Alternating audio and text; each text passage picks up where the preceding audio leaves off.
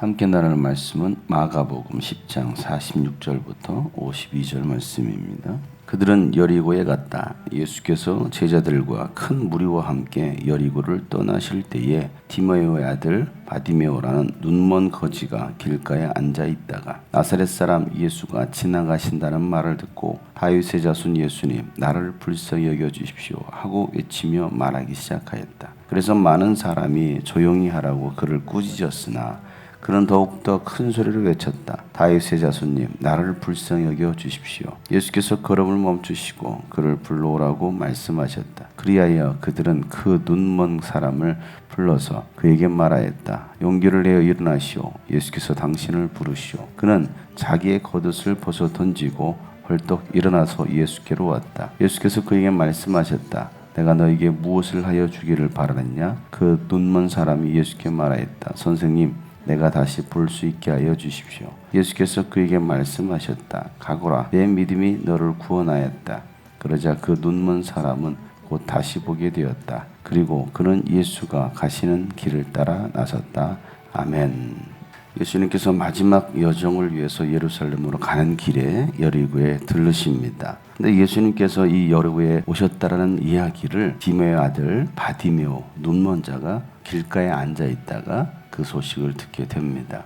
나사렛 사람 예수라는 그 말을 듣고 이 바디메오가 했던 일은 바로 예수 그리스도를 부르는 거였습니다. 그가 부를 때 이런 표현을 씁니다. 다윗의 자손 예수여 라는 표현을 씁니다. 나사렛 예수란 이야기만 들었는데 그는 지금 예수님을 다윗의 자손 예수라고 부르고 있는 겁니다. 이 바디메오의 믿음 가운데는 나사렛 출신의 예수가 다윗의 자손이라는 그 믿음을 가지고 있었던 것입니다. 다윗의 자손이라는 말은 바로 오실 메시아 그리스도를 말하고 있는 겁니다. 다윗의 자손이 와서 마침내 그 무너진 하나님의 나라를 일으켜 세울 수 있고 그들을 구원할 수 있다라는 그 메시아적 신앙을 바디메오는 가지고 있었던 겁니다. 제자들도 예수님의 말씀을 듣고 따르고 있었지만 3년 동안 예수님의 가르침을 듣고 또 예수님의 기적을 보고 그 모든 상황들을 함께 했지만 그들은 예수가 메시아 그리스도인 것을 알지 못했습니다. 예수님께서 아무리 말씀하셔도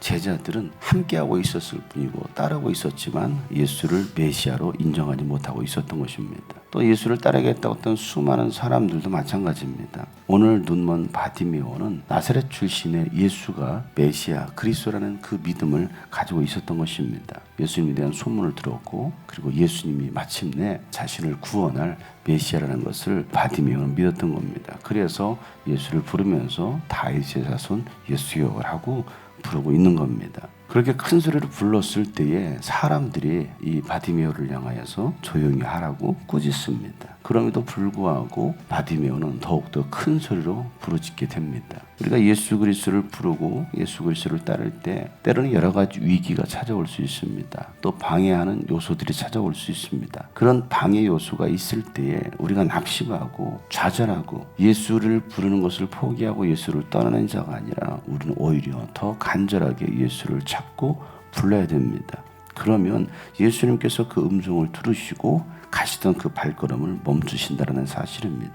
수많은 사람들이 예수를 따랐지만 그 예수님을 제대로 알지 못하고 예수를 찾지 못했습니다. 그 여리고에도 수많은 문제를 가지고 있었던 사람들이 있었을 것입니다. 그러나 그들은 그저 예수를 환호할 뿐이고 그저 그들은 구경꾼이었을 뿐이라는 겁니다. 예수를 믿는 많은 사람들이 있습니다. 교회를 다니고 신앙생활하는 사람들이 많이 있습니다. 그러나 그들이 정작 예수가 메시아라는 것을 알고 따라가는 사람이 얼마나 있을까요? 우리가 교회를 다니고 예수를 믿는다고 하지만 그저 기적을 일으키고 나의 필요를 채워주는 그 정도의 사람으로 혹시 알고 있지는 않은지 바디메오처럼 내 영혼을 구원할 메시아 나를 불쌍히 여길 그리스도라고 믿는 사람이 얼마나 있을지 예수님은 그의 음성을 듣고 가시던 발걸음을 멈추고 그를 불러오라고 말씀하십니다. 그제서야 제자들은 용기를 내서 예수님께 가라고 말을 합니다. 그리고 그는 자기가 가지고 있었던 입고 있었던 겉옷을 벗어 던지고 예수를 향하여 달려갑니다. 그 당시 눈먼 자들이 입고 있었던 겉옷이 있을 때 그는 보호를 받을 수가 있습니다. 이 눈먼 바디메오의 전부일 수도 있습니다. 그런데 이제 더 이상 자신은 예수를 만난 순간 눈먼 자가 아니요, 이제 자신의 그 인생의 문제가 해결되고 구원받을 사람이라는 그런 확신을 가지고서 자신의 그 겉옷을 던져버립니다. 내가 지금 벗어 던져야 될 겉옷, 여러분들이 벗어 던져야 될 겉옷은 무엇입니까? 인간적인 욕심, 내 자존심, 때로는 돈과 또 명예, 내가 바라고 있는 그 모든 것들, 그 겉옷을 벗어 던져야 되는데 벗어 던지지 못하고 여전히 걸쳐 입고 있는 우리들의 모습은 아닙니까? 오늘 바디메오는 겉옷을 던져버리고 예수를 향하여 달려갑니다. 그리고 예수님께서 그에게 말씀하시를 내가 너에게 무엇하여 주기를 원하느냐 라고 말씀하셨을 때 예수님께 주님, 내가 다시 보기를 원합니다 라고 말합니다. 그는 평상시 때 거지였기 때문에 사람들을 만나면 구걸했습니다. 도와달라고, 먹을 걸 달라고, 돈을 달라고. 그런데 오늘 예수님을 만났을 때 그는 돈을 구한 것도 아니고 먹을 것을 구한 것도 아니고 그는 보기를 원한다라고 예수님께 말을 합니다. 예수님이 메시아이기 때문에 자신의 눈먼 것을 뜨게 할 수 있는 메시아라는 그 믿음을 바디메오는 가지고 있었던 것입니다. 예수님은 네 믿음이 너를 구원했다라고 말씀하십니다. 이게 바디메오가 가지고 있었던 믿음이었습니다. 여러분들은 예수님께 뭘 구하고 있습니까? 하나님, 돈 좀 주세요. 내 삶에 필요한 이 모든 부족한 부분들을 채워주세요 라고 말하고 있습니까?